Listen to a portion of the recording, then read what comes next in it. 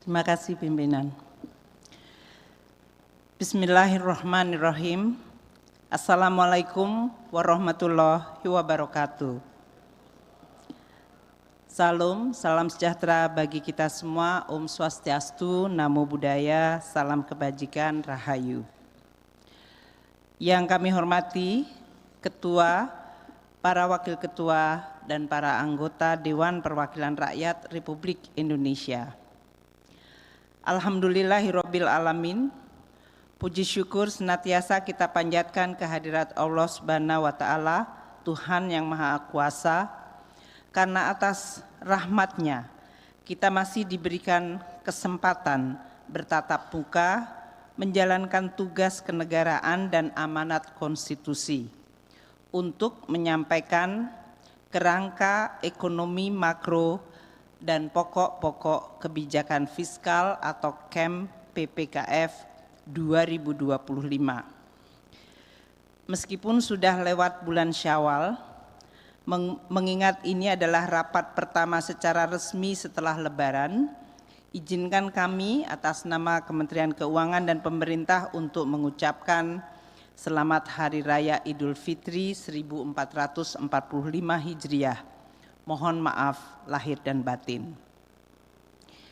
Pimpinan dan seluruh anggota Dewan yang kami hormati, KEM PPKF 2025 disusun pada masa transisi dari pemerintahan saat ini untuk pemerintahan selanjutnya. Kebijakan fiskal harus menjadi fondasi kuat bagi proses pembangunan secara berkelanjutan menuju Indonesia Emas 2045. Berbagai tantangan dan hambatan akan terus dihadapi oleh semua bangsa dalam mencapai cita-citanya, tidak terkecuali Indonesia.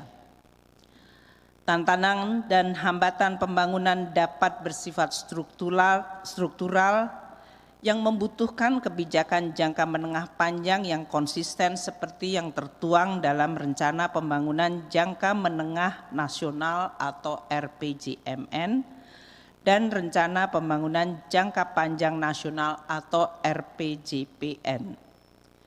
Sementara itu tantangan yang bersifat siklikal jangka pendek mengharuskan respons cepat, fleksibel dan efektif, namun tetap sustainable dan konsisten dalam jangka menengah. Hal ini tertuang dalam Rencana Kerja Pemerintah RKP dan KEM PPKF. Kemampuan untuk terus konsisten mengatasi masalah struktural dan sekaligus menangani gejolak siklikal akan memperkuat fondasi dan sekaligus menentukan kemajuan suatu bangsa dan negara.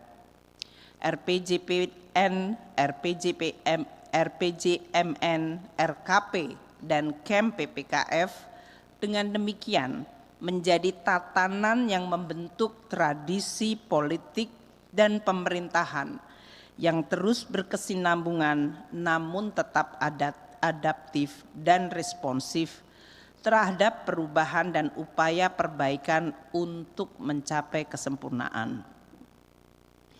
Bapak dan Ibu sekalian, dinamika global dan nasional serta berbagai guncangan telah menciptakan berbagai tantangan yang rumit dan tidak mudah.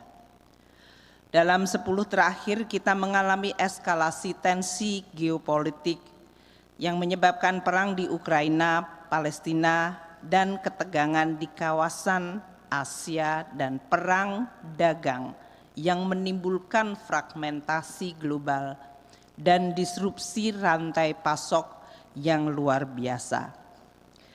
Pandemi COVID-19 dan perubahan iklim juga menyebabkan ancaman kemanusiaan serta dampak ekonomi dan keuangan yang sangat besar. Dalam menghadapi berbagai guncangan dan tantangan perubahan besar ini, Indonesia mampu merespons dengan baik melalui kerjasama yang kuat antara pemerintah dan DPR, beserta segenap lapisan masyarakat. Kerjasama ini menjadi kekuatan yang luar biasa, sehingga Indonesia berhasil mengatasi berbagai guncangan dengan sangat baik. Dalam kesempatan yang baik ini kami menyampaikan terima kasih dan penghargaan yang setinggi-tingginya kepada pimpinan dan seluruh anggota Dewan yang terhormat sebagai partner pemerintah dan sekaligus pilar demokrasi atas kerjasama dan sinergi yang sangat kuat dalam membahas dan mendukung berbagai kebijakan untuk merespons berbagai guncangan dan perubahan yang terjadi, sehingga Indonesia dapat terus menjaga perekonomian nasional dan masyarakatnya. Pimpinan dan anggota Dewan yang kami muliakan, sebagai negara dengan perekonomian terbuka, Indonesia tidak terlepas dari dinamika dunia yang harus terus diwaspadai dan dikelola. Kerangka ekonomi makro dan pokok-pokok kebijakan fiskal atau KEM PPKF harus mampu mengidentifikasi, memahami, bahkan mengantisipasi tantangan dan perubahan tersebut, sehingga kita dapat merumuskan kebijakan ekonomi makro dan merancang instrumen kebijakan fiskal yang tepat untuk menghadapinya. Beberapa guncangan global hebat yang mempengaruhi KEM PPKF dalam 10 tahun atau 15 tahun terakhir, seperti krisis keuangan global di Amerika Serikat dan Eropa yang terjadi pada tahun 2008-2009, yang nyaris melumpuhkan sistem keuangan dunia dan menyebabkan kontraksi ekonomi global sebesar 0,14%. Ini adalah kontraksi pertama kali sejak Great Depression 1932. Pasar keuangan global mengalami goncangan hebat, termasuk di Indonesia. Pada Oktober 2008, yield surat berharga negara Indonesia dengan tenor 10 tahun bahkan melonjak sangat tinggi mencapai 21%. Sementara indeks harga saham gabungan turun tajam sebesar 50%. Kepercayaan pasar merosot. Indonesia melakukan penyesuaian kebijakan ekonomi makro dan fiskal hingga dampak guncangan global ke ekonomi dapat diminimalkan dan ekonomi Indonesia tetap mampu tumbuh pada 4,6% pada tahun 2009.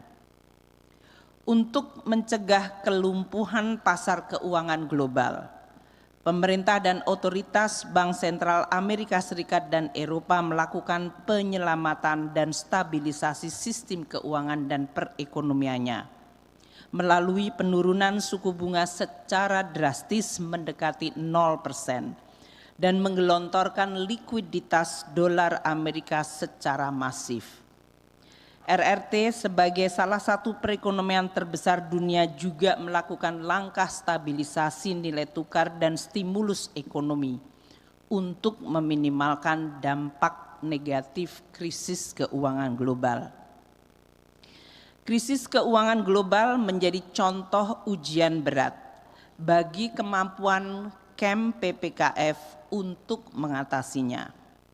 Suku bunga global yang sangat rendah ditambah likuiditas hard currency yang melimpah menyebabkan lonjakan harga komoditas seiring dengan permintaan yang pulih dengan pemulihan ekonomi global. Hal ini berdampak positif bagi negara berkembang termasuk Indonesia. Rata-rata pertumbuhan ekonomi negara berkembang melonjak menjadi 5,9% sepanjang tahun 2010-2013. Indonesia juga mampu tumbuh pada kisaran 6%. Didorong oleh permintaan domestik dan ekspor yang kuat. Namun, excess overheating dari permintaan yang melonjak adalah terjadinya inflasi yang melonjak mencapai 8%. Sementara keseimbangan eksternal tertekan dengan transaksi berjalan yang mengalami defisit tajam mencapai 3,2% pada tahun 2013. Ini menimbulkan kerawanan ekonomi baru. Pada saat Bank Sentral Amerika Serikat atau The Fed dan Eropa pada 2013 mulai mengetatkan kembali kebijakan moneter dan berencana menaikkan suku bunga sejalan dengan pulihnya ekonomi, arus modal keluar dari negara emerging dan negara berkembang, nilai tukar mengalami depresiasi hebat yang mengancam stabilitas sistem keuangan dan ekonomi banyak negara. Indonesia dengan defisit transaksi berjalan di atas 3% pada tahun 2013 dianggap rapuh dan masuk dalam kelompok The Fragile Five bersama-sama dengan negara Turki, Brazil, Afrika Selatan, dan India. Dalam situasi kerawanan baru, kembali KEM PPKF harus mengalami penyesuaian. Bank Indonesia menaikkan suku bunga sebesar 200 basis poin hingga 7,75% pada akhir 2014. Pasar keuangan juga menciptakan tekanan yield obligasi pemerintah sebesar 300 basis poin dari 5,8 Mei 2013 melonjak ke 8,8% pada Februari 2014. Ini menimbulkan tekanan pada APBN. Faktor lain yang berdampak signifikan pada perekonomian dan pelaksanaan kebijakan makro adalah volatilitas harga komoditas. Harga minyak mentah Brent pernah naik pada level $115 per barel pada Juni 2014. Kemudian mengalami penurunan tajam ke titik terendah $28 per barel pada Januari 2016.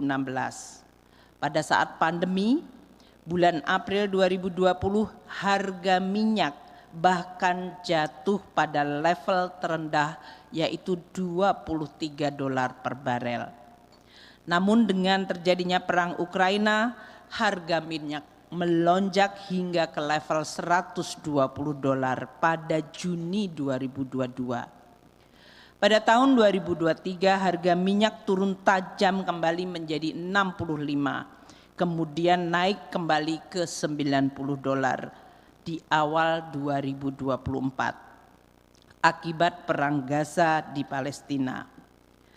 Demikian juga dengan komoditas batu bara yang pernah mencapai puncak yaitu harga $430 per ton pada September 2022, mengalami penurunan tajam ke level $127 per ton pada November 2023. Harga CPO juga pernah mencapai level terendah $544 per ton pada bulan Juli 2019, kemudian mengalami lonjakan sangat tinggi mencapai $1.800 per ton pada Maret 2022. Jatuh bangunnya harga komoditas tentu menyebabkan dampak signifikan bagi ekonomi Indonesia.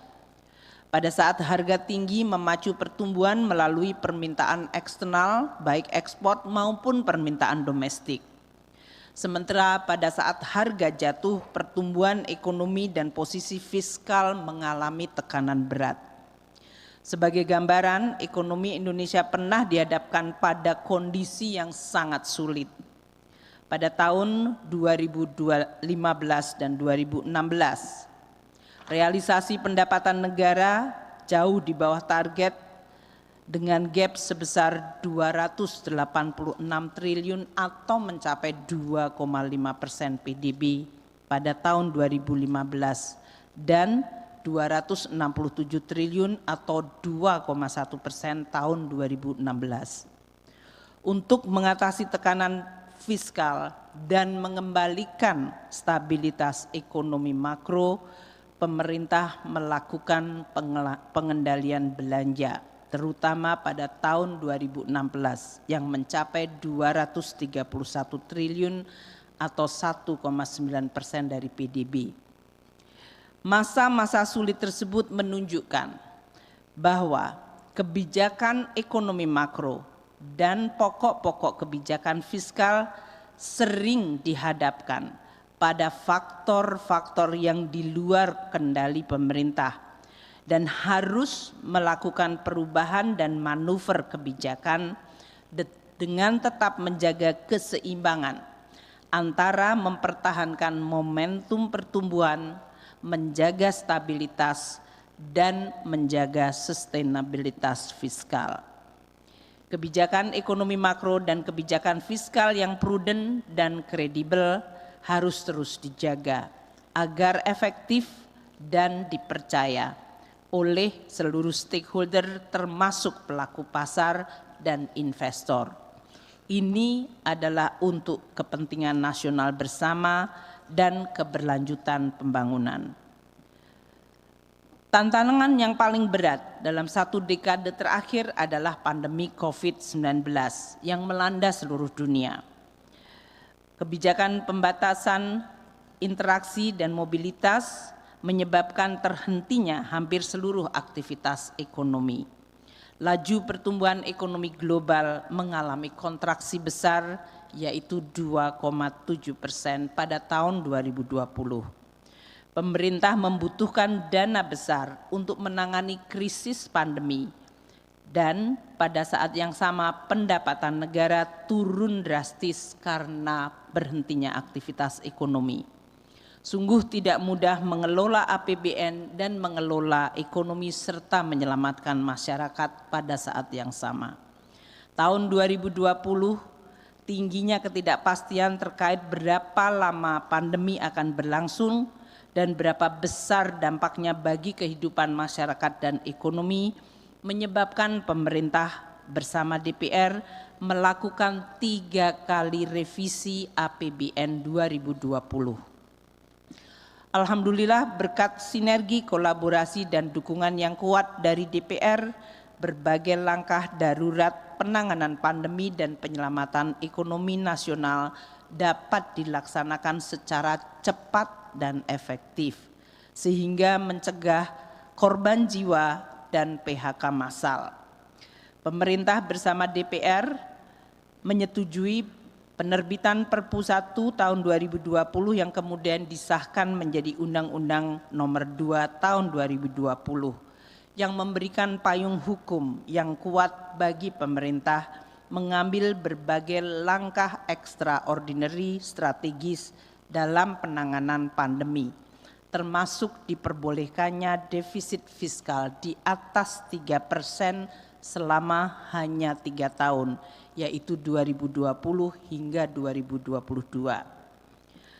Meskipun demikian, pengelolaan APBN yang prudent dan kredibel berhasil mengembalikan APBN kembali ke bawah defisit di bawah 3% 1 tahun lebih cepat. Ini menimbulkan suatu kredibilitas dan reputasi yang sangat baik bagi Indonesia dan dalam pengelolaan APBN. Dan ini menjadi bekal bagi pemerintah baru selanjutnya. Periode pasca pandemi diwarnai disrupsi rantai pasok global dengan terjadinya eskalasi konflik Rusia dan Eropa serta Amerika serta konflik Timur Tengah. Kombinasi scaring efek, eskalasi geopolitik dan disrupsi rantai pasok menimbulkan tekanan inflasi yang persisten tinggi. Hal ini direspons dengan kebijakan higher for longer atau kenaikan suku bunga pada level yang tinggi dan jangka yang panjang. Hal ini menimbulkan kenaikan cost of borrowing dan aliran modal ke luar negeri bagi negara-negara berkembang dan emerging, dan menimbulkan tekanan nilai tukar baru. Selain itu, persaingan geopolitik antara Amerika dan Tiongkok dalam bentuk trade war dan chip war telah menimbulkan fragmentasi global serta disrupsi perdagangan dan investasi. Persaingan dua kekuatan ekonomi besar dunia diperkirakan akan terus berlangsung dalam dekade mendatang, yang tentu berdampak bagi prospek ekonomi nasional dan dunia. Pimpinan dan anggota Dewan yang kami muliakan, kita patut bersyukur di tengah berbagai guncangan yang kita hadapi, ketahanan ekonomi Indonesia terjaga.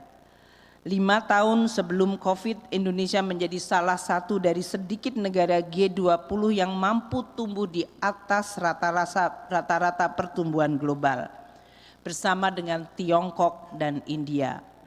Pertumbuhan ekonomi nasional 2015-2019 mencapai 5%, jauh di atas rata-rata pertumbuhan ekonomi dunia yang hanya sebesar 3,4%, dan juga lebih tinggi dibandingkan emerging economy anggota G20 yang tumbuh sebesar 4,9%.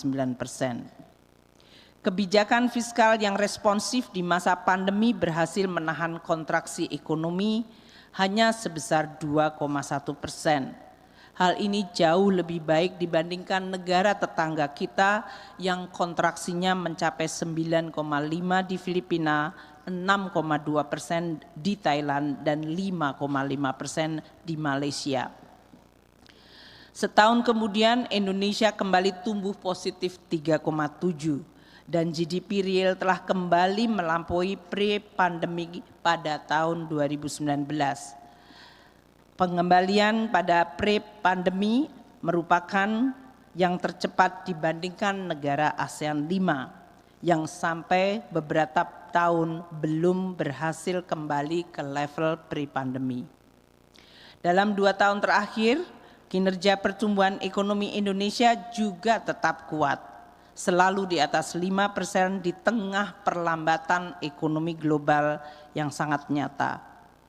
Kolaborasi kebijakan fiskal moneter yang solid dan efektif mengendalikan inflasi di level moderat dan terus menjaga momentum ekonomi merupakan salah satu hal yang sangat baik. Pada tahun 2022 Indonesia tercatat memiliki inflasi 6%. Di tengah inflasi global yang sangat tinggi seperti di Amerika Serikat mencapai 9%, Eropa mendekati 11% dan Inggris di 11,1%. Bahkan Turki mengalami inflasi yang sangat tinggi di atas 70%.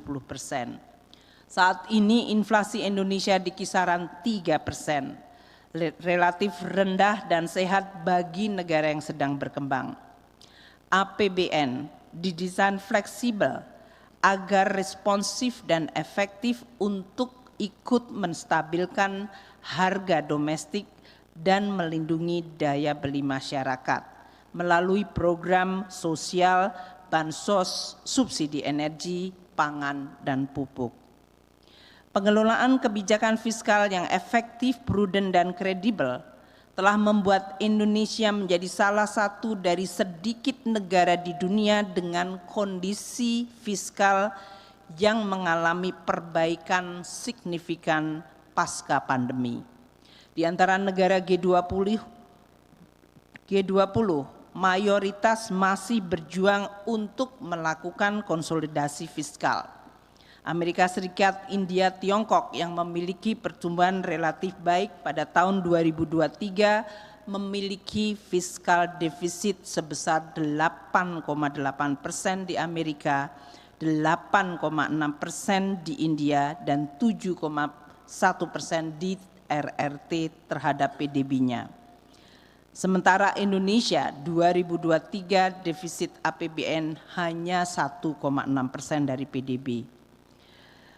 Selain itu, untuk pertama kali sejak 2012, keseimbangan primer kembali mencatatkan surplus 0,5% dari PDB.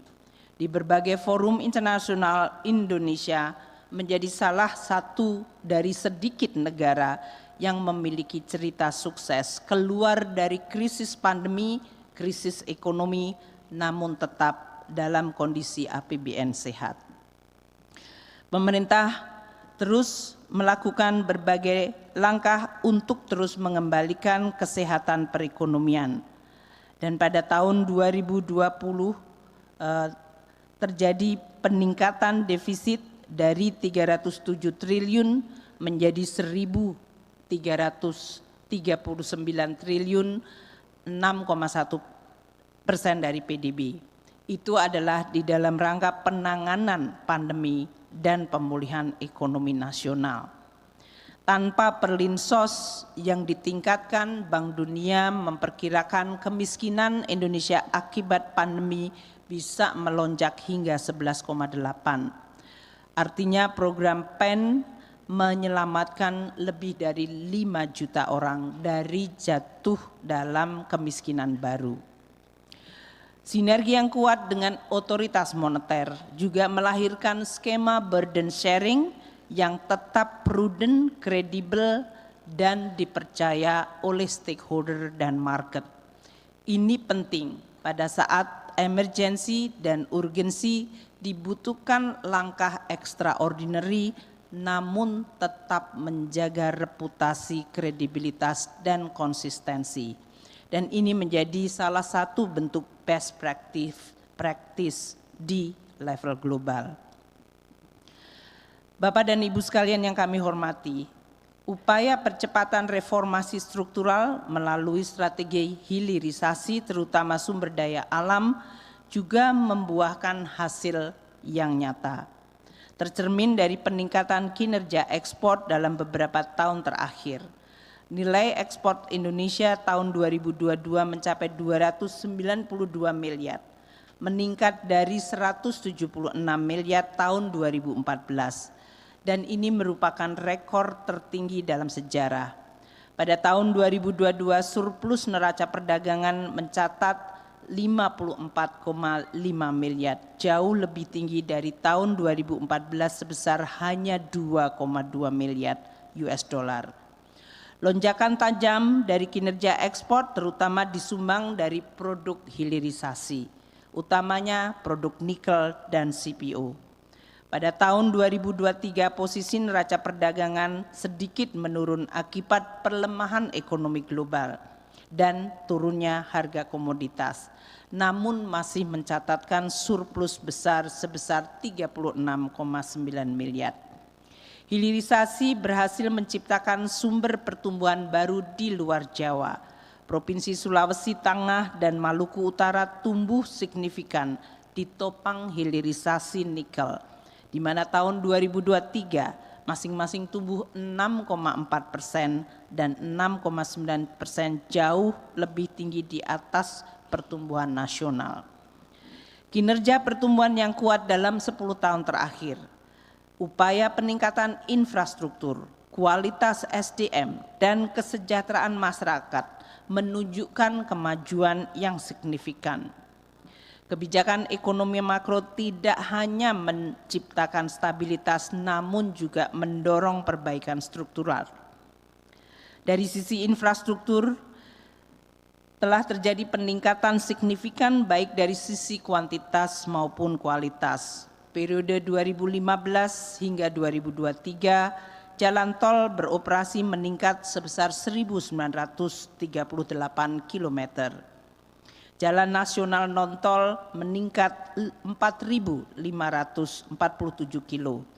Pemerintah juga membangun 37 bendungan baru. Kapasitas irigasi meningkat signifikan. Juga untuk mendukung kebangkitan dan ketahanan energi dan pangan. Pembangkit listrik nasional meningkat 36 gigawatt. Dari sisi sumber daya manusia 10 tahun terakhir, jumlah sekolah baru meningkat dari masing-masing 1.500 SD dan 4.600 SMP serta 3.600 SMA dan SMK, sehingga meningkatkan partisipasi kasar dari seluruh jenjang pendidikan. Beasiswa LPDP diberikan kepada putra-putri terbaik yang menempuh pendidikan baik di universitas terbaik di dalam maupun di luar negeri. Penerima beasiswa LPDP mencapai 45.496 orang. Di sektor kesehatan, pemerintah menurunkan stunting dari 37,2% 2013 menjadi 21,5% pada tahun 2023. Dalam sisi kesejahteraan, tingkat kemiskinan turun signifikan dari 11,25% 2014 menjadi single digit 9,36 pada tahun 2023. Kemiskinan ekstrim menurun tajam dari 6,18% 2014 menjadi 1,12% 2023. Pengangguran nasional juga terus menurun per Februari 2024 pada tingkat 4,82%, turun signifikan dari 5,7% pada tahun 2014. Berbagai capaian ini dilakukan dengan tetap menjaga stabilitas makro dengan kebijakan ekonomi makro yang tepat dan pokok-pokok kebijakan fiskal yang prudent. Fondasi ekonomi nasional juga menguat tercermin dari sektor keuangan yang tahan mengalami guncangan. Risiko kecukupan modal atau KAR pada level 27% lebih tinggi dari KAR di negara ASEAN yang hanya 22%. Kualitas aset industri perbankan juga makin baik dari relatif rendahnya risiko kredit bermasalah atau NPL di bawah 3%, jauh di bawah batas sehat 5%. Pimpinan dan anggota Dewan yang kami muliakan, menyongsong masa depan dengan bekal pengalaman berharga selama 2 dekade ini, kita perlu merumuskan kebijakan ekonomi makro dan pokok-pokok kebijakan fiskal yang adaptif, fleksibel, responsif, namun tetap kredibel dan sustainable. Banyak pekerjaan rumah dan agenda pembangunan yang masih perlu ditangani dan dituntaskan. Cita-cita besar mewujudkan visi Indonesia Emas 2045 membutuhkan kolaborasi kuat dari seluruh komponen bangsa. Pertumbuhan ekonomi Indonesia yang terjaga pada tingkat 5% di tengah berbagai guncangan yang luar biasa masih perlu diakselerasi menjadi kisaran 6 hingga 8% untuk mewujudkan visi Indonesia Emas 2045.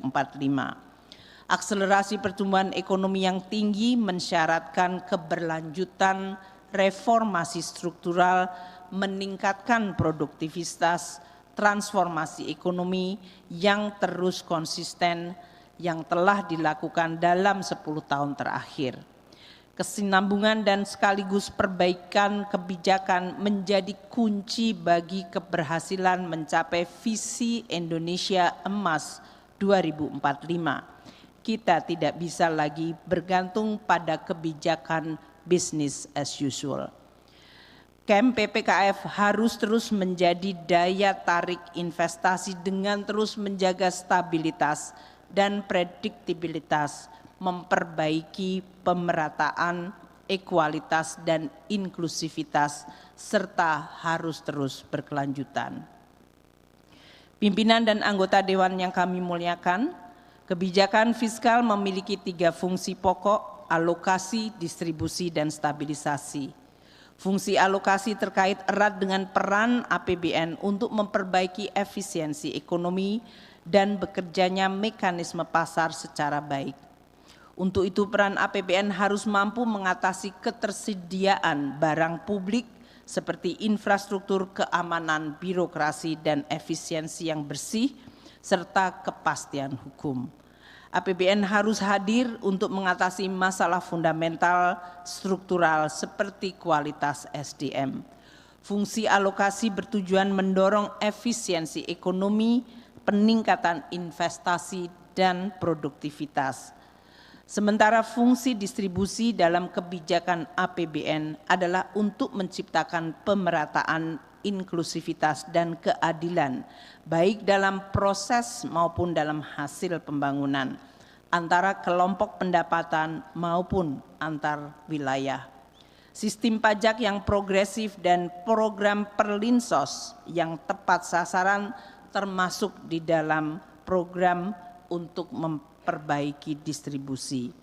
Fungsi stabilitas dalam APBN terbukti efektif di dalam peranannya sebagai shock absorber di dalam meredam berbagai gejolak dari krisis ekonomi dunia, pandemi, hingga terjadinya eskalasi geopolitik. Kehati-hatian atau prudent dan kredibilitas kebijakan fiskal sangat menentukan efektivitas kebijakan APBN. Pembiayaan APBN berbasis pasar atau market-based financing tidak lagi tergantung pada pinjaman bilateral dan multilateral.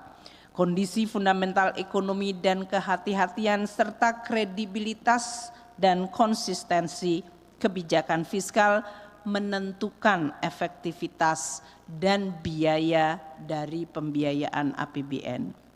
Beberapa negara G20 yang memiliki defisit APBN yang sangat besar cenderung mengalami kenaikan signifikan pada yield obligasi pemerintahnya. Oleh karena itu, dalam kondisi likuiditas global yang ketat dan higher for longer, pertumbuhan kredit domestik yang tinggi, pasar keuangan domestik yang masih dangkal, pelebaran defisit secara signifikan akan berpotensi menaikkan imbal hasil SBN, menekan nilai tukar rupiah, dan menggerakkan suku bunga domestik. Hal ini pada gilirannya akan menurunkan aktivitas investasi swasta yang dikenal sebagai crowding out effect. Mencermati dinamika perekonomian terkini dan ke depan, dan di dalam rangka untuk meneruskan agenda pembangunan menuju Indonesia Emas 2045, maka desain kebijakan fiskal tahun 2025 sebagai tumpu menuju Indonesia Emas diarahkan pada akselerasi pertumbuhan ekonomi yang inklusif dan berkelanjutan. Hal ini selaras dengan strategi kebijakan fiskal yang ditempuh melalui dua strategi utama, jangka pendek dan jangka menengah panjang.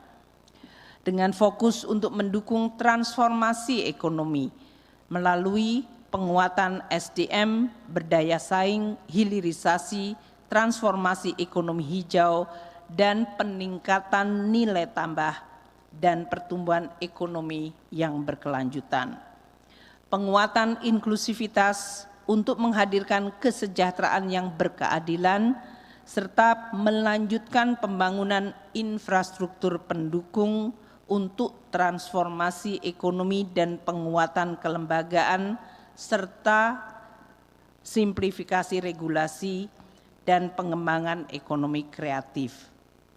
Penguatan pertahanan keamanan, ketahanan energi dan pangan, serta memperkokoh nasionalisme menjadi pilar yang sangat penting, termasuk di dalam memperkuat demokrasi dan praktek menghormati hak asasi manusia. Strategi jangka pendek ditempuh untuk menjaga keberlanjutan program prioritas saat ini. Upaya akselerasi pertumbuhan ekonomi melalui program hilirisasi terus dilanjutkan dan diperluas.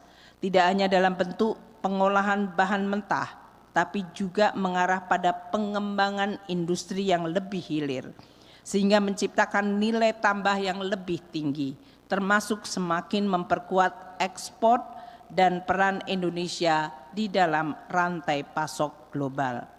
Program hilirisasi lanjutan dan perluasan diharapkan dapat menciptakan lapangan kerja yang lebih besar dan upah yang lebih baik. Keberhasilan nikel dapat menjadi contoh bagi hilirisasi mineral lainnya. Hilirisasi tembaga tidak boleh berhenti pada produk katoda, namun pengembangan industri kabel yang memiliki nilai tambah jauh lebih besar pada era digitalisasi dan makin meningkatnya penggunaan industri electric vehicle dan baterai. Peningkatan investasi berorientasi ekspor terus diupayakan untuk memperkuat keseimbangan eksternal kita, terutama pada neraca berjalan. Investasi terkait hilirisasi mendukung rantai pasok kendaraan listrik dan energi terbarukan berjalan dan terus akan ditingkatkan, sehingga meningkatkan industri high-tech seperti semikonduktor yang menjadi tulang punggung dari teknologi modern era industri 4.0. Upaya mendorong akselerasi pertumbuhan ekonomi disertai penguatan SDM harus terus dilakukan. Kebijakan penguatan kualitas SDM melalui perbaikan sarana dan prasarana, pendidikan, kurikulum, pengembangan kualitas guru, dan penyediaan beasiswa yang masif menunjukkan hasil yang nyata. Inisiatif baru dari sisi peningkatan gizi anak sekolah akan melengkapi berbagai program yang telah dilaksanakan sebelumnya dan akan menjadi program strategis dalam penyiapan SDM yang berkualitas sejak usia dini. Pengembangan infrastruktur dilanjutkan untuk mendukung percepatan transformasi ekonomi sosial dan pemerataan, serta melanjutkan pembangunan IKN. Melalui infrastruktur yang memadai diharapkan akan meningkatkan kapasitas produksi, daya saing, efisiensi sistem logistik, dan mendorong mobilitas serta produktivitas. Untuk itu, penguatan infrastruktur, anggaran infrastruktur pada tahun 2025 berkisar antara 404 hingga 433 triliun rupiah. Pertumbuhan berkualitas dan berkelanjutan perlu ditingkatkan dengan mengembangkan ekonomi hijau dan transformasi. Strategi transisi ekonomi hijau mencapai investasi dalam energi terbarukan, efisiensi energi dan transportasi berkelanjutan, serta SDM yang selaras dengan skill set pendukung ekonomi hijau. Kami menyadari bahwa pertumbuhan ekonomi tinggi harus disertai peningkatan kualitas hidup dan kesejahteraan masyarakat, penguatan well-being serta penguatan konvergensi antar daerah dan menghadirkan pendidikan serta jasa kesehatan yang bermutu menjadi salah satu pilar yang penting untuk menurunkan kemiskinan dan meningkatkan produktivitas. Mewujudkan pendidikan yang bermutu dan berdaya saing ditempuh antara lain dengan peningkatan gizi anak sekolah, penguatan mutu sekolah, perbaikan sarana dan prasarana, peningkatan partisipasi kasar mulai dari PAUD hingga perguruan tinggi, dan kualitas tenaga pengajar serta penguatan vokasional. Untuk mendukung penguatan mutu pendidikan, anggaran pendidikan pada tahun 2025 diperkirakan mencapai 708,2 triliun hingga 741,7 triliun. Untuk mewujudkan kesehatan yang berkualitas dan mendorong efektivitas program jaminan kesehatan nasional untuk meningkatkan akses layanan kesehatan yang berkualitas serta meningkatkan financial protection bagi masyarakat, dilakukan akselerasi penurunan stunting dan kasus penyakit menular serta penguatan fasilitas kesehatan serta penambahan bantuan gizi bagi balita dan ibu hamil. Untuk itu, untuk mendukung kualitas kesehatan, anggaran kesehatan tahun 2025 diperkirakan antara 191,5 triliun hingga 217,8 triliun. Dalam rangka mempercepat pengentasan kemiskinan dan mengurangi kesenjangan antar daerah, dilakukan berbagai program unggulan melalui penguatan perlinsos sepanjang hayat dan mempercepat graduasi pengentasan kemiskinan. Program rumah layak huni dan terjangkau mendorong petani makmur dan nelayan sejahtera, termasuk mempercepat desa mandiri. Berbagai program unggulan tersebut diharapkan dapat meningkatkan distribusi dan pemerataan. Anggaran Perlinsos pada tahun 2025 berkisar antara 496,9 triliun hingga 513 triliun rupiah. Pimpinan dan anggota Dewan yang terhormat, untuk mewujudkan pertumbuhan yang tinggi dan inklusif, kesejahteraan dan pemerataan antar daerah perlu ditopang APBN yang efisien, sehat, dan kredibel. Oleh karena itu, program pengelolaan APBN atau fiskal melalui collecting more, spending better, dan innovative financing akan terus dilakukan. Dari sisi pendapatan negara, collecting more dilakukan melalui tetap menjaga iklim investasi dan bisnis di satu sisi dan meningkatkan efektivitas pelaksanaan undang-undang harmonisasi kebijakan perpajakan. Indonesia akan terus memperluas basis pajak dan pengawasan pemenuhan kewajiban perpajakan untuk memitigasi risiko terutama dari berbagai tax evasion. Komitmen Indonesia dalam penerapan Global Taxation Agreement menjadi peluang bagi perluasan basis pajak melalui perpajakan korporasi multinasional yang melakukan transaksi lintas negara. Upaya peningkatan kepatuhan wajib pajak dilakukan melalui penerapan pengawasan dan berbasis kewilayahan, sehingga implementasi reformasi administrasi termasuk di dalamnya integrasi teknologi dan peningkatan kerjasama antar instansi atau lembaga terus dilakukan. Pemerintah memberikan insentif fiskal secara terarah, terukur, dan selektif untuk hal-hal yang strategis di dalam rangka mendukung akselerasi transformasi ekonomi. Dengan berbagai kebijakan dan upaya perbaikan, baik dari sisi administrasi, policy, regulasi, dan layanan, pendapatan negara diperkirakan mencapai 12,14% hingga 12,36% dari PDB. Kebijakan belanja negara diarahkan untuk spending better. Belanja yang efisien efektif mendorong akselerasi pertumbuhan ekonomi dan pemerataan. Efektivitas subsidi dan bansos melalui peningkatan akurasi data dan perbaikan mekanisme penyaluran serta sinergi program yang relevan. Pemerintah berkomitmen untuk menguatkan sinergi dan harmonisasi kebijakan pusat dan daerah yang diarahkan untuk meningkatkan kualitas belanja di daerah agar lebih produktif dengan peningkatan kualitas layanan publik dan kemandirian daerah. Melalui penguatan spending better, belanja negara diperkirakan pada tahun 2025 pada kisaran 14,59% hingga 15,18% dari PDB. Dengan demikian, defisit fiskal pada tahun 2025 diperkirakan berada pada kisaran 2,45% hingga 2,82% dari PDB. Upaya untuk menutup defisit dilakukan dengan mendorong pembiayaan yang inovatif, prudent, dan sustainable.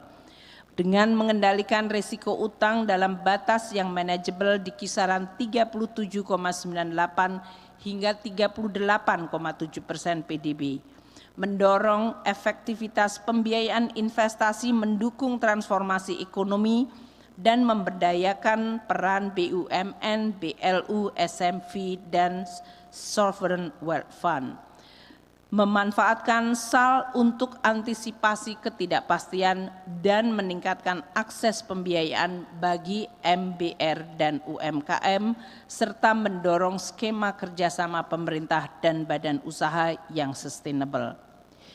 Pimpinan dan anggota Dewan yang terhormat, kami optimis dengan bekerja keras dan komitmen bersama menjaga stabilitas ekonomi dan komitmen untuk melakukan terobosan kebijakan, maka pertumbuhan ekonomi diperkirakan mencapai 5,1 hingga 5,5%, ditopang oleh terkendalinya inflasi, kelanjutan dan perluasan hilirisasi SDN, dan pengembangan industri kendaraan listrik serta digitalisasi dan agenda perubahan iklim melalui ekonomi dan energi hijau.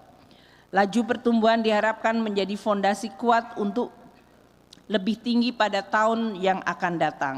Pertimbangan risiko dan ketidakpastian pasar keuangan global yang masih tinggi, yield SBN tenor 10 tahun diperkirakan pada kisaran 6,9 hingga 7,3%, nilai tukar antara 15.300 hingga 16.000 per dolar Amerika, sementara inflasi diperkirakan antara 1,5 hingga 3,5%.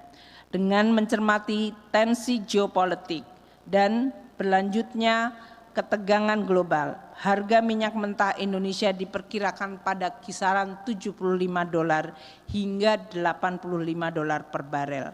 Lifting minyak pada 580.000 hingga 601.000 barel per hari dan lifting gas mencapai 1.4 hingga 1.047.000 barel setara minyak per hari. Efektivitas kebijakan fiskal dalam mendukung akselerasi pertumbuhan ekonomi untuk meningkatkan kesejahteraan dilihat dari berbagai target tahun 2025, yaitu penurunan tingkat pengangguran pada kisaran 4,5 hingga 5%. Angka kemiskinan diperkirakan berada pada rentang 7 hingga 8%. Rasio Gini membaik dalam rentang 0,379 hingga 0,382. Indeks modal manusia ditargetkan pada 0,56. Nilai tukar petani dan nilai tukar nelayan pada range 113 hingga 115 hingga 104 dan 105. Pimpinan dan anggota Dewan yang terhormat, demikianlah pengantar dan keterangan pemerintah atas kerangka ekonomi makro dan pokok-pokok kebijakan fiskal tahun 2025. Pemerintah mengharapkan dukungan, masukan, dan pandangan dari pimpinan dan seluruh anggota Dewan yang terhormat di dalam pembahasan pada pembicaraan pendahuluan di dalam rangka menyusun RAPBN tahun 2025 untuk pemerintahan yang baru. Sebagai penutup, bertepatan dengan peringatan Hari Kebangkitan Nasional hari ini, marilah kita jadikan momentum hari ini untuk menyalakan api semangat untuk bekerja lebih keras, bersinergi dan berkolaborasi untuk mendarmabatikan segenap potensi kita bagi kebangkitan ekonomi Indonesia menuju Indonesia Emas 2045. Semoga kita semua dalam menjalankan tugas negara selalu amanah dan diberikan kekuatan, perlindungan serta petunjuk dari Allah Subhanahu wa taala, Tuhan yang Maha Esa, ke jalan yang baik dan benar. Wallahu muwafiq ila aqwamit thoriq. Wassalamualaikum warahmatullahi wabarakatuh. Om Santi Santi Santi Om. Namo Buddhaya.